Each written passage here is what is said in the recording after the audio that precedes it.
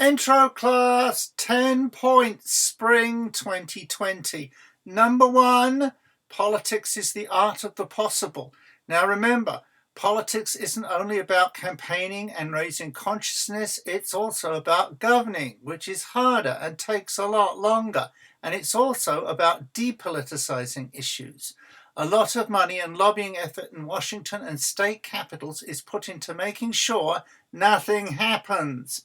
Most politics isn't about change. It's about bottling things up in committee.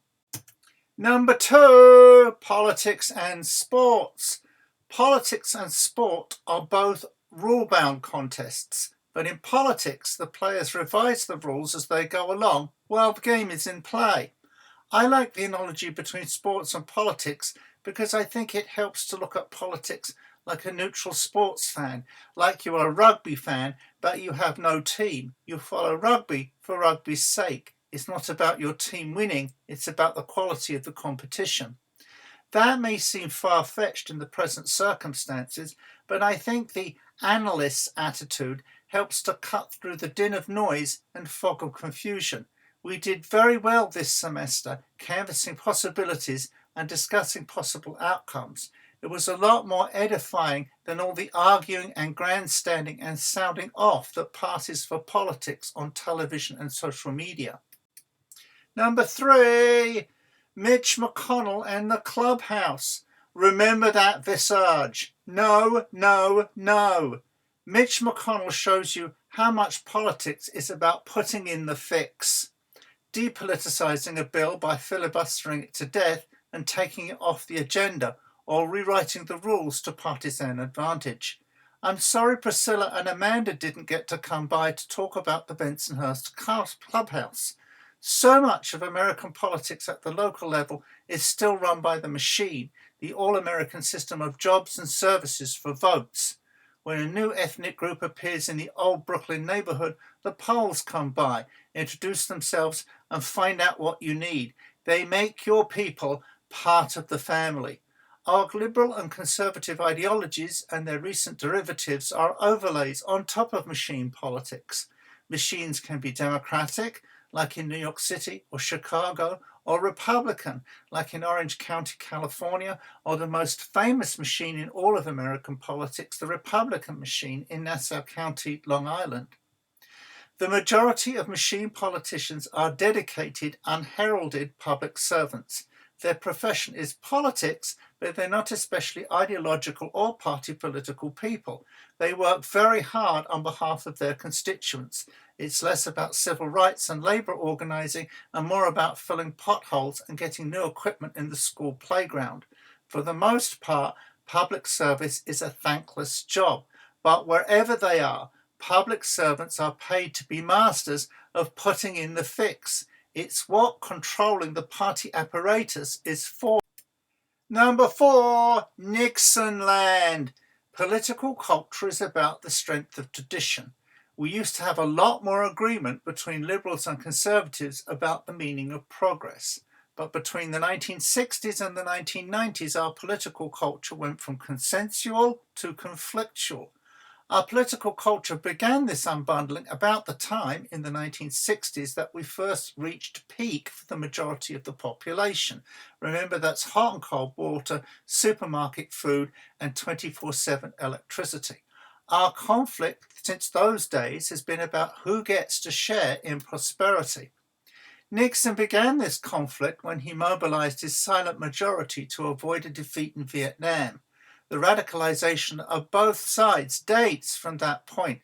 We are still playing out the politics forged in that moment. That's why Nixonland is such an important book. It's interesting. For decades, we all thought that what was wrong with America was the toxic political culture. It didn't dawn on people that a virus could knock the bottom out of our political economy. Number 5, social media and television. Right, we are agreed. One is not driving out the other. Social media and television are forging a rough and ready coexistence. It's like radio when television came along. Radio did not die out, it adapted. It went to FM and then to digital. Nowadays there are podcasts. Today, television and social media have a symbiotic relationship. The most shared viral content is clips that appeared first on television. Television is still the main conduit into the American home. The largest audiences for anything are still aggregated by television. You still get the most bang for the buck with the shotgun blast of TV commercials across local markets. The president is a former reality TV star. It just so happens that his shtick works on Twitter. Number 6, micro-targeting. This is not new. It's been a long time coming. Market research, direct mail fundraising, focus groups, social media, big data analytics, buying data from brokers, building giant databases of voters, targeting them with personalized appeals on Facebook. Trump is the king of cable news cycle, but he's also king of prods and pokes that keep his supporters energized and enraged. Except Joe Biden was out-organized by Bernie and outspent by Bloomberg, and his lead over Trump is growing even though he's locked in his basement with his dogs. So it's not necessarily the campaigning or the spending. It can be the issue or your tone about the issue. But the outcome in November is also about turnout. And yes, whose votes wind up getting counted. Number 7, Kagan and the Liberal International Order. Well, so much for the Liberal International Order. It goes belly up in the middle of the semester, right when I'm supposed to be teaching it, just like the Soviet bloc did when I was teaching my West European politics class in fall 1989. The Liberal International Order has been in trouble since 9/11 and the unilateral turn of the first Bush administration. After the excesses of Afghanistan and Iraq, it was little wonder Obama sought to ramp down American commitments and rely more on special forces and drones and burying foreign wars in the depths of YouTube. The Western alliance did come together on Iran, but not on Ukraine or Syria or Libya. The writing's been on the wall for a while now.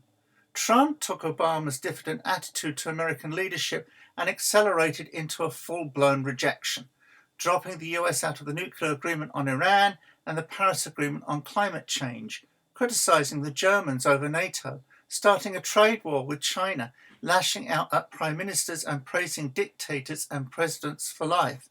Nowhere will a Biden victory be welcomed more than among America's friends. Even before the virus, people around the world had grown used to not looking to Trump for leadership. For a while now, the chair at international meetings has been taken by whichever leader wants to preside, usually Macron or Merkel. It may be that way again in the wake of the virus, with the American and European economies reeling, and it will be more often China. Think about this. What are the chances, if Biden wins, of America jawboning its allies into a military alliance the way Bill Clinton did in Bosnia? It's not going to happen anytime soon, is it? Number 8, the question of state capacity.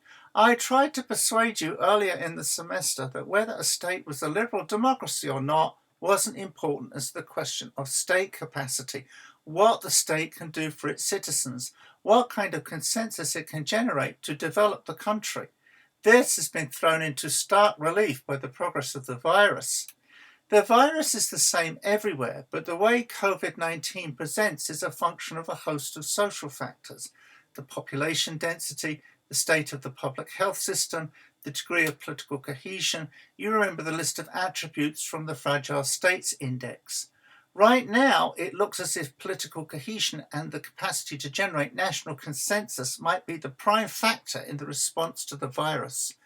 Decentralized states with brittle elites like Iran, Italy, Spain, Brazil, Russia, and the United States are floundering, whereas centralized states with strong elites like China, South Korea, Taiwan, Singapore, and Germany have so far driven the virus back. For decades, we thought the key to progress was technological, and it was about acquiring and deploying the apparatus of peak, that business about concrete, container ships, and soy. But now, with supply chains all broken and tangled, peak is in jeopardy, and states are dependent on their political resources to protect their populations and re-engineer their economies. So international politics after the virus now looks like this. Nature, in the form of the virus, goes, new game. Some states go, whoa, that's a scary virus. Okay. And other states go, your virus sucks. We're going back to the old game. And they try that. And of course, the virus goes, no. Rinse and repeat. Number 9, Smith-Simon. Hope you had fun with this one. Thanks for discovering the wonderful world of PBS Science Shorts. The PBS Passport service is half the price of Netflix and 10 times the educational value. Smith-Simon, did you get it? Yup, we're social animals. Placed in solitary confinement, we quickly go crazy. We're herd animals. We let the herd do the thinking for us. We engineer our environment and our diet, and in turn, they engineer us. We're a big bag of bugs, people, and we rely on the bugs to digest our food for us. They're the ones that tell us when we're hungry, and they're the ones that go, oh shit in the guts, before our brains have figured out what's going on. In an echo of our fear of predation, we are always wanting to explain bad fortune as the result of someone out to get us.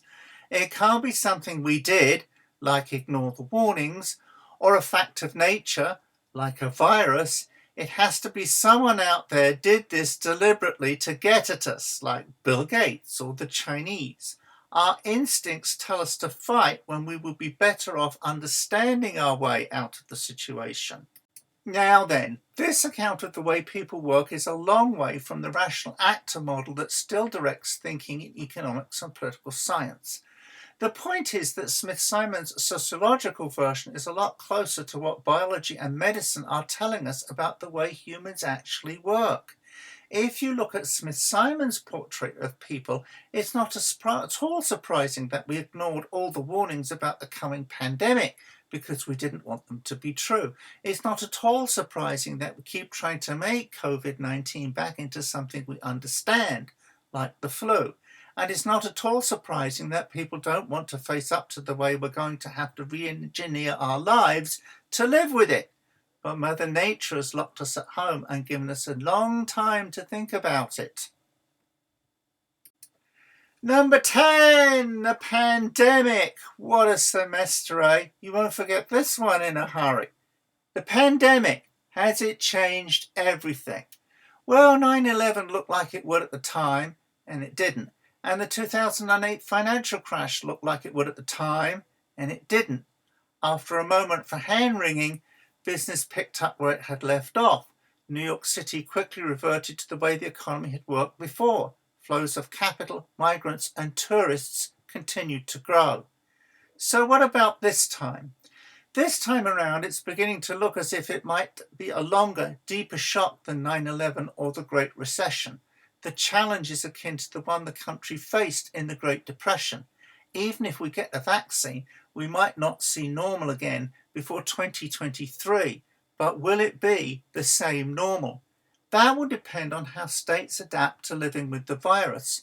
The more organized and equitable they can be, the less likely it will be that the new normal will look like the old. The hiatus is a huge opportunity to reduce our dependence on fossil fuels. For example, there could be fewer commuters and fewer business travelers. We could make cities smog-free as a result of this experience. On the other hand, the less organized states are, the worse the disruption, the more likely they will remain trapped by the conflicts that held them back before the virus hit.